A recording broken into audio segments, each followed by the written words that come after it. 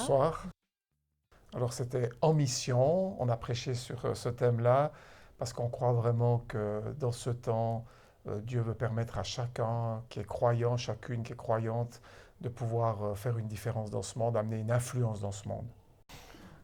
Alors En mission, c'est en fait c'est au quotidien. C'est ce que j'ai parlé de cela dans le message apporté, c'est que en fait c'est dans tous les espaces où Dieu nous permet d'être, être à l'écoute du Saint-Esprit pour pouvoir apporter quelque chose qui touche au royaume de Dieu et qui va impacter le royaume de ce monde.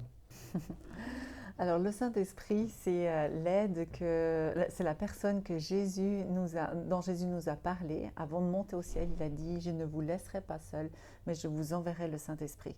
Et le Saint-Esprit est là pour nous aider dans notre mission, justement. C'est lui qui va nous donner les bonnes idées, c'est lui qui va nous montrer quelle personne impacter, à qui parler, avec qui prier, comment prier. Il est vraiment notre aide, notre guide. Le Saint-Esprit, c'est vraiment la personne de la Trinité qui est avec nous alors qu'on chemine et qu'on est dans notre quotidien. Moi j'aime à dire qu'en fait le Saint-Esprit c'est un gentleman, donc il faut l'inviter tout simplement. Saint-Esprit, reconnaître qu'on a besoin de lui et puis l'inviter à venir.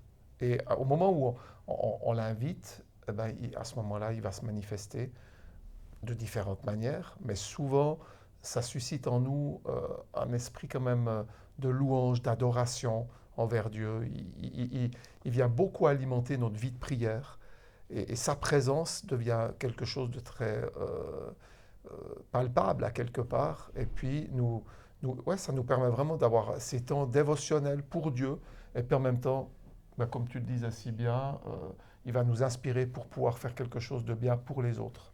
Que, que Dieu a des bons projets pour lui et qu'il peut vivre en étant connecté avec Dieu grâce au sacrifice de Jésus, justement. Et que, en fait, sa vie ne va plus jamais être la même. Ben, je dirais justement pour quelqu'un qui ne connaîtrait pas encore Dieu, tu peux vraiment faire appel à lui et lui demander qu'il se révèle. Il le fait. Et c'est la plus belle expérience que tu peux vivre parce qu'après, tu es plus seul dans la vie. Pour moi, c'est ce qui a vraiment changé, c'est que tu es accompagné, tu es bien accompagné pour vivre ta destinée.